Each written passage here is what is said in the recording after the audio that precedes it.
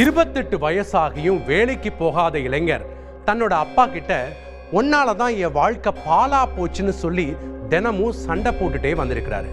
ஒரு கட்டத்துல டென்ஷனான அவரோட அப்பாவுக்கும் மகனுக்கும் இடையே நடந்த தகராறுல ஒரு கொலையே விழுந்திருக்கு. சென்னை அண்ணா சாலை வழக்கமாக சவாரி ஏற்றி வரும் ஆட்டோ டிரைவர் அன்று ஒரு கொலையாளியை வண்டியில் ஏற்றியுள்ளார்.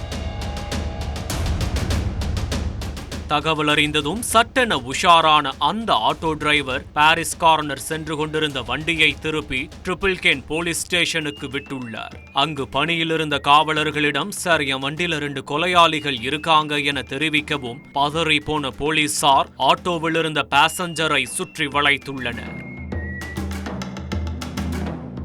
அவர்களிடம் மேற்கொண்ட விசாரணையில் இருவரும் கொலை செய்துவிட்டு போலீஸ் ட்ரீட்மெண்டிலிருந்து தப்பிப்பதற்காக நீதிமன்றத்தில் சரணடைய விரைந்து கொண்டிருந்தது தெரிய வந்தது. என்னங்க, இனி வீட்டு வேலையில கொஞ்சம் அதிக ஒத்தாசையா இருக்கணும். யா வேலை கிடைச்சிட்டா? வேலையா? நான் பாஸ் ஆகணும்னு நினைக்கிறேன்.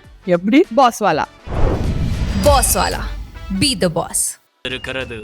ஆம், பெற்ற தகப்பனை கத்தரிக்கோலால் குத்தி கொண்டிருக்கிறார் இந்த இளைஞர்.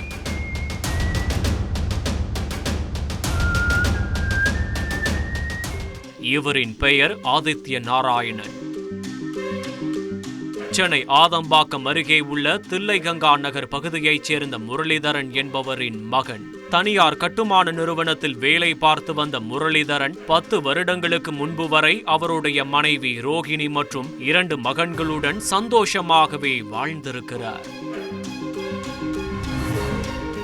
இன்ஜினியரிங் படித்து வந்த இளைய மகன் ஆதித்ய நாராயணன் கேம்பஸ் இன்டர்வியூவில் செலக்ட் ஆகி நல்ல வேலைக்கு சென்று பொறுப்பாக குடும்பத்தை கவனித்துக் கொள்வார் என்று முரளிதரன் நினைத்திருக்கிறார். ஆனால் தவறான நண்பர்களை கூட்டு சேர்த்து கொண்டு சரிவர படிக்காமல் ஊர் சுற்றிய ஆதித்ய நாராயணன் படிப்பை முடித்த பிறகு வேலையில்லா பட்டதாரியாக மாறியுள்ளார். தினமும் தந்தையிடம் பாக்கெட் மணி வாங்கிக் கொண்டு நண்பர்களோடு ஊர் சுற்றுவதையே முழு நேர வேலையாக பார்த்துள்ளார். இந்த சூழலில் ரோஹிணியும் ஆதித்ய நாராயணனும் திடீரென மனநலம் பாதிக்கப்பட்டவர்களைப் போல நடந்து கொண்டிருக்கிறார்கள். ஒவ்வொரு நாளும் முரளிதரன் இளைய மகனுக்கு அளிக்கக்கூடிய அறிவுரைகள் அத்தனையும் ஆதித்யாவிற்குள் எரிச்சலூட்டி இருக்கிறது. குடும்பத்தை பொறுப்பாக கவனித்துக் கொண்டிருந்த தந்தையிடமே உன்னால் தான் என் வாழ்க்கையே வீணாகிவிட்டதென குத்தி காட்டி பேசத் தொடங்கியுள்ளார் ஆதித்யா. இதனால் தந்தைக்கும் மகனுக்கும் இடையே அடிக்கடி வாக்குவாதம் ஏற்பட்டு வந்த நிலையில்தான் சம்பவம் நடந்தன்று முரளிதரன் ஆதித்யாவிற்கு போட்டு கொடுத்த காஃபியில் பால் கெட்டு போயிருக்கிறது. ஒழுங்கா ஒரு காஃபி கூட போட தெரியாதா என தந்தையிடம் சண்டையிட்டுள்ளார் ஆதித்யா. இதனை கேட்டு டென்ஷனான முரளிதரன், இப்படியே பேசிட்டேரு, ஒரு நாள் 2 பேருக்கும் சோத்துல விஷத்தை வச்சிடுறன்னு கோபமாக தெரிவித்திருக்கிறார். இதனை கேட்டதும் ஆதித்ய நாராயணனுக்கும் மனம் பதைத்து போயிருக்கிறது. கோபத்தின் உச்சத்திற்கு சென்ற ஆதித்ய நாராயணன், எங்களை நீ கொன்று விடுவாயா என தந்தையிடம் ஆவேசமாக பிரச்சனை செய்து வீட்டிலிருந்த கத்தரிக்கோலால் முரளிதரனின் காது, தொண்டை பகுதியில் சரம் மாறியாக குத்தியுள்ளார். மகனின் இந்த எதிர்பாராத தாக்குதலில் நிலைகுலைந்து போன முரளிதரன் இரத்த வெள்ளத்தில் சுருண்டு விழுந்திருக்கிறார். பின்னர் செய்வதறியாமல் திகைத்த ஆதித்ய நாராயணன் பதற்றத்தில் தாய் ரோஹிணியை கையோடு அழைத்து கொண்டு சென்னை உயர்நீதிமன்ற வக்கீலை பார்க்க ஆட்டோவில் கிளம்பியிருக்கிறார்.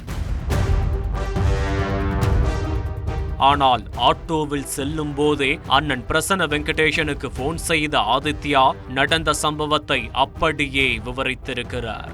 ஆதித்ய நாராயணன் செல்போனில் பேசியதை கேட்ட ஆட்டோ டிரைவர் அவரை போலீசிடம் சிக்க வைக்க சென்னை உயர்நீதிமன்றம் சென்ற ஆட்டோவை சட்டென திருப்பி இருவரையும் திருவல்லிக்கேணி காவல் நிலையத்தில் ஒப்படைத்துள்ளார்.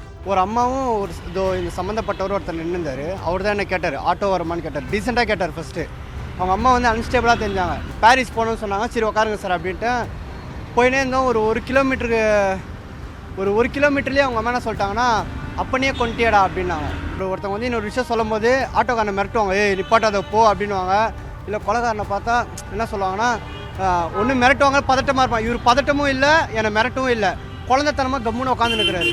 அவங்க அம்மா அவனை திட்டுன்னு இருக்கிறாங்க, கொலை பண்ணிட்டேடா. இது உண்மையாக பொய்யானே எனக்கு ஃபஸ்ட்டு தெரில. சம்பவ இடத்திலிருந்து முரளிதரனை மீட்ட மூத்த மகன் அவரை மருத்துவமனையில் அனுமதித்துள்ளார். ஆனால் முரளிதரன் ஏற்கனவே இறந்துவிட்டதாக மருத்துவர்கள் தெரிவித்துள்ளனர். பொறுப்பாக இருக்க அறிவுரை கூறிய தந்தையை மகனே கத்தரிக்கோளால் குத்தி கொண்டிருப்பது ஆதம்பாக்கத்தை அலறவிட்டிருக்கிறது. அவர் அங்கே போய் பார்த்தா அவர் வந்து எல்லாரும் காலில் குழந்தைத்தனமாக விழ ஆரம்பிக்கிறார். கொலையை பண்ணிட்டு குழந்தைத்தனமாக காலில் விழ இன்னும் கன்ஃபார்மே ஆகிடுச்சு. இவர் நார்மல் பர்சன் இல்லை, இது வந்து ஏதோ மூளை டிஸ்டர்பாக இருக்கார் போல் அப்படின்னு நினச்சேன். ஸோ இதான் சார் நடந்தது.